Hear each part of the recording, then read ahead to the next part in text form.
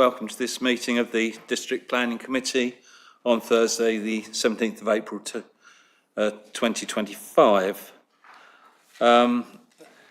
Move to item 1, to note substitutes in accordance with the Council Procedure Rule 4.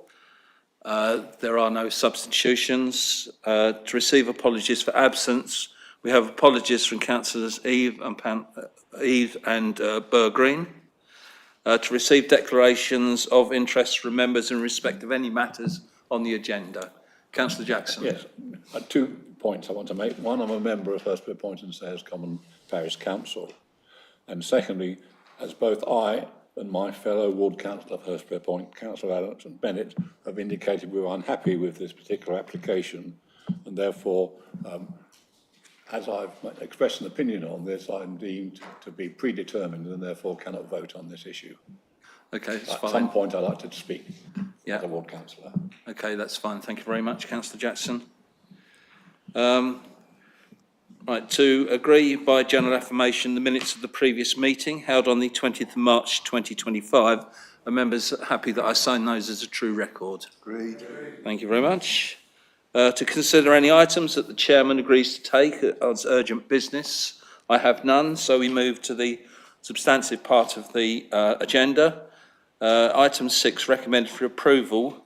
DM 242932, land south of Contigo Safety, Waremaster House, Malthouse Lane, Hurstby Point, BN 69LA. I'll ask Steve King if he would present the application, please. Chairman. Sorry. Mr. Chairman, actually the wording of item 6 is for approval or for refusal, and you didn't really say that, you just said approval. Okay, well, it's recommended for approval. Well, it says approval or refusal. Well, on the minutes I've got, it says recommended for approval. No, I've got one here, it says recommended for refusal. These are the formal documents, so those are what we're working to. Thank you. Councillor Steve King. Yeah, thank you, Chairman. It's a very small update on the sheet, just correcting something in relation to the battery storage facility adjacent to the site, which is now completed, but there's nothing else on the update sheet.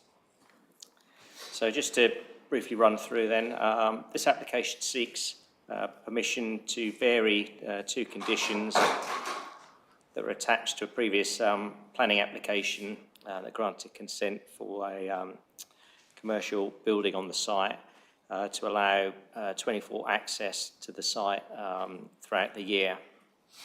In terms of the site and surroundings, this is the application site here, outlined in red. It's on the west of Malthouse Lane, just outside Burgess Hill, and to the north of Hurstby Point. Members that have been out to view the site will have seen that it's now been cleared and excavated, so it's now a level site with new access put in at the southern end and existing access at the northern end. In terms of surroundings, to the north you've got the Contigo workwear site. That's a former poultry sheds that are now in commercial use. That had a fairly recent planning permission for an extension to that building. To the south, you've got a rise in levels. You'll see that from the photos, a bank with trees. Across to the west is the battery storage facility, and there's trees and hedging along the other side of the lane. And just to sort of refresh members' memory of what has been consented, this is the approved layout of the site. So a building in the centre, new access point, southern end of the site, car parking to the front and rear. And in terms of the elevations, it's a fairly contemporary style building that's been consented, so that's what has planning permission on the site. So in terms of this planning application, as I said, it's in the committee report, but it seeks to vary conditions 17 and 18, as I say, to allow 24 access to the site 365 days a year. The original conditions are set out in paragraphs 8.2 and 8.3 of the report, and the reasons for the applicants making this application are set out in para 10.2 of the report. In summary, I think the operators are advising that they need an on-site presence 24 hours a day because of the nature of the business that will be operating there. The number of staff overnight will be limited, in effect, sort of skeleton staff to keep the site ticking over. And likewise, deliveries will be very limited as well, but the details of that are all in the committee report. So in terms of the assessment, the legal framework, again, that's set out in section 11 of the report. As this is an application just to amend conditions relating to the hours of operation of the site, we're only here to consider that matter, so those particular conditions, not anything else to do with the original planning permission. That remains in place, that's extant. So in terms of those issues relating to the proposed change to the conditions, again, they're set out in the report under their various headings. First one's the impact on the business, that's para 12.4 of the report. Clearly there would be a benefit to the business from this change, and you'll see that national guidance and development plan policy is strongly supportive of economic development, so that's a benefit. In terms of the impact on neighbour amenity, that's dealt with in section 12.6 onwards of the report. You'll see the distances to the nearest properties, Eastlands Farmhouse and 2 Kent's Farm cottages. The removal of the condition would in effect allow the site to operate 24 hours a day, and whilst what the applicants are proposing wouldn't have, in officers' view, any significant impact in terms of neighbour amenity, we do recognise that in the future things could change. The business itself could change how it operates, and potentially a different business could go in there at some point in the future. And so for that reason, we're recommending a new condition goes in requiring a noise management plan to be provided to address exactly how that site will operate.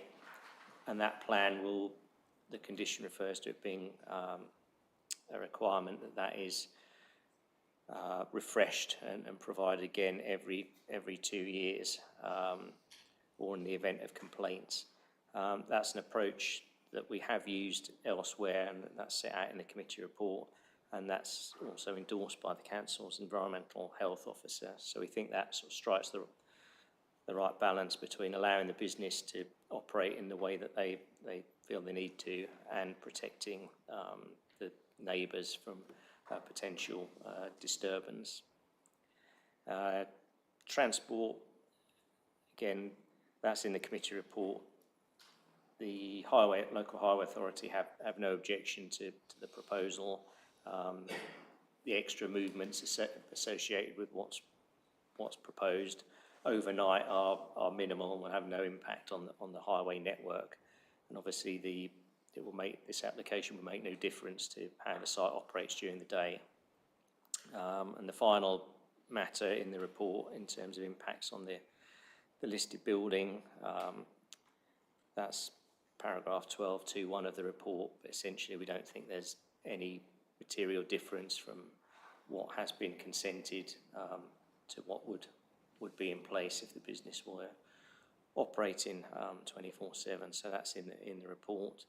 So overall, we think that with that revised condition in place, this application is acceptable and is consequently recommended for approval.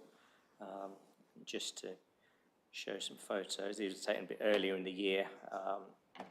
So this just shows the site as it is or as it was. I think in January these were taken, but the site is essentially the same now. So a cleared site, new access at the southern end, so you can see it's been levelled. That's the northern access, and you can see in the background the Contigo, or the safety wear buildings in the background. But that's it, I think, in terms of introducing the chairman. Thank you very much, Dan. Right, we have one speaker, Claudia Rees. If you'd like to come and sit in the speaker's chair, you have 3 minutes, although I suspect you won't be taking that long, but if you do, after 2 minutes, I'll indicate that there's a minute left, and at 3 minutes would ask you to complete your statement in 1 sentence, please. And the 3 minutes starts when you start to speak. Good afternoon, Chair, members of the committee. Thank you for the opportunity to speak today. I'm here to speak in support of the planning application submitted by Cells for Life, which is the company that I run, to amend the existing planning conditions related to nighttime restrictions on our premises. Cells for Life is a vitally important medical facility that provides cutting-edge stem cell storage services which operate around the clock to support healthcare needs. The requested amendment seeks to permit light vehicle access during the evenings, overnight and at weekends, primarily for essential staff movements and the occasional delivery in small vans. We understand and respect the original intention behind the nighttime restrictions to safeguard the amenity of nearby residents and minimise disruption. However, this application is not about introducing high volumes of traffic or heavy vehicles during sensitive hours. It is simply to enable minimal and controlled access for the operational continuity and staff welfare. To address any concerns, a traffic management plan has been submitted with this application. This plan sets clear boundaries. Vehicle movements will be limited primarily to light vans and cars, with the possibility of 1 HGV delivery each week. Access will be restricted to essential personnel and occasional low-impact deliveries. Vehicle movements will be kept to a minimum and scheduled where possible to avoid peak rest periods. Monitoring and reporting protocols will ensure the plan is adhered to, and we remain open to regular reviews if required. This amendment will allow Cells for Life to maintain our 24/7 readiness, which is critical for medical collections and storage, which can happen at any time, without compromising the surrounding area. In short, this is a low-impact, carefully managed request, supported by a robust traffic management strategy, which balances the needs of a growing medical business with the ongoing protection of the local environment and community. I respectfully urge the committee to support this application and enable Cells for Life to continue our important work more effectively. Thank you very much. Thank you very much.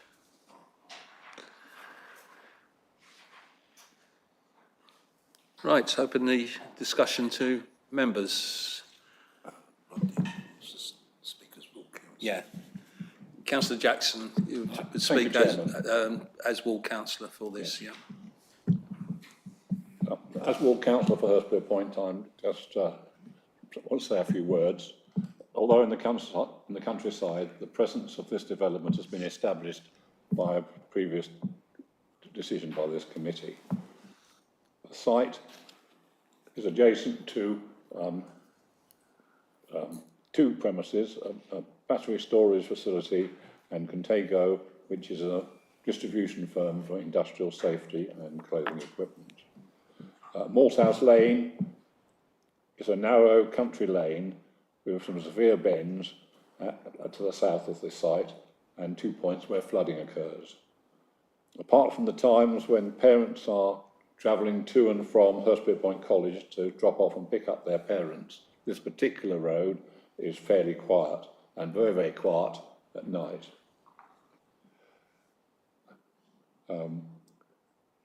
There are some domestic residences, as stated by our planning officer, Kent's Farmhouses and Easton's Farm, close to the vicinity.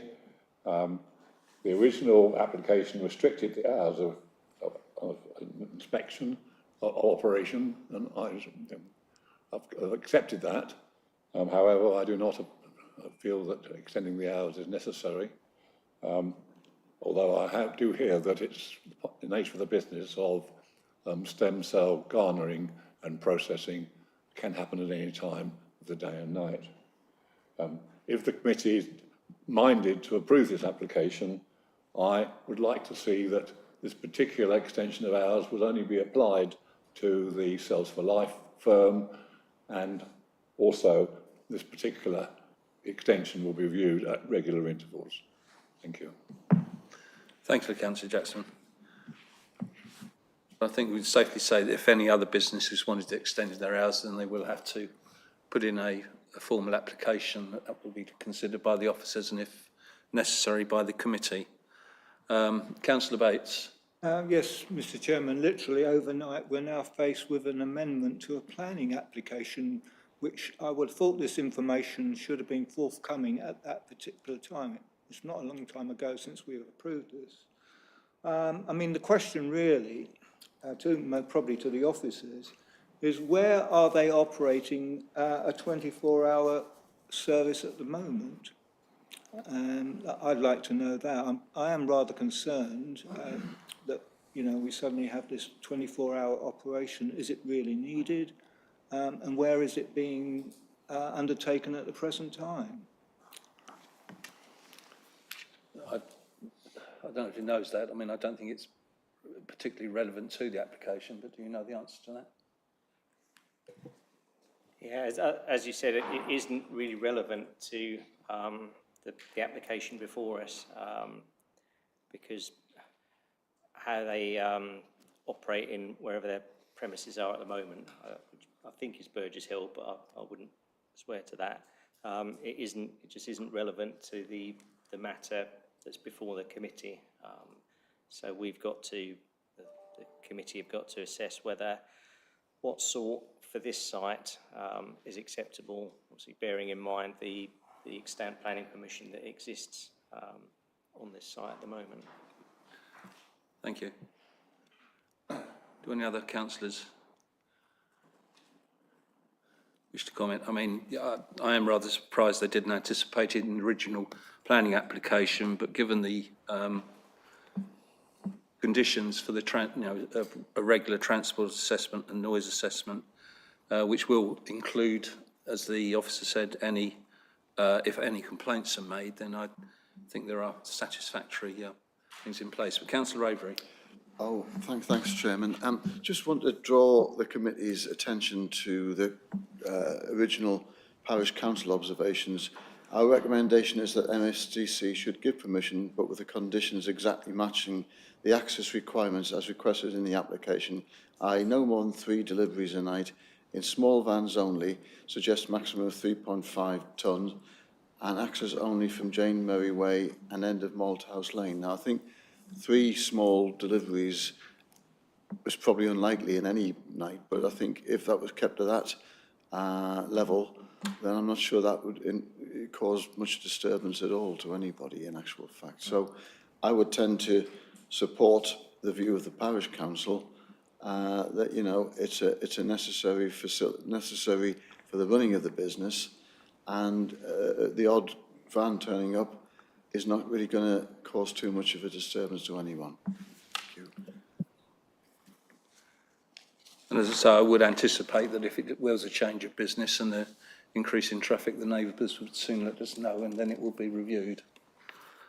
Any other councillors wish to speak? Yeah, Councillor Bates. Sorry, Councillor Prescott.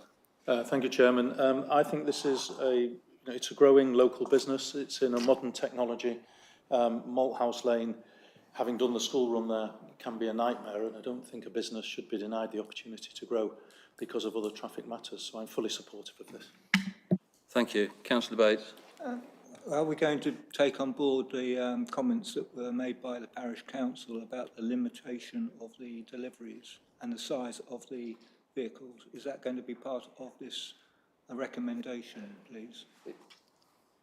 I would say the answer to that is no. It's what's before us and the movements, but I'll ask Steve to comment on that. Yeah, thank you. I mean, in terms of the detail of what will come forward in the noise management plan that the applicants will be need to provide under condition 17, I think that part of that will include those details that you've referred to in terms of the types of vehicles, likely numbers and so on. So that's all in effect captured. What the parish council want is captured by condition 17. And as I say, that will need to be renewed, refreshed, however you want to say it, every 2 years, or in the event if there are complaints. So that's how condition 17 is worded. So it gives that security that if things do change or there are problems, it can be looked at again under that condition. Thank you.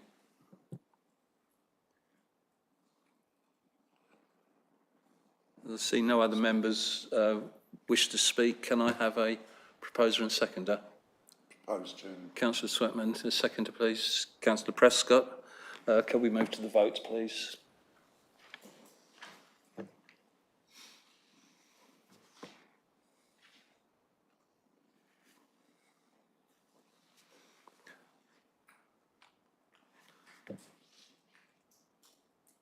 Right, the vote is closed. That's 6 in favour, 2 against and 1 abstention. So that is carried.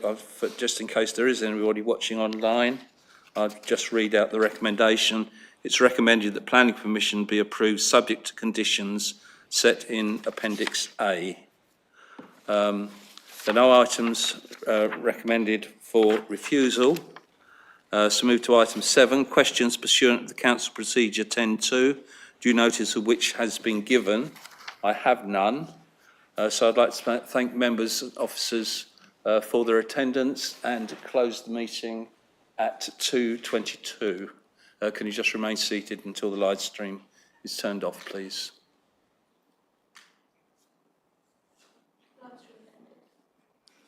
Thank you very much. Thank you, everybody.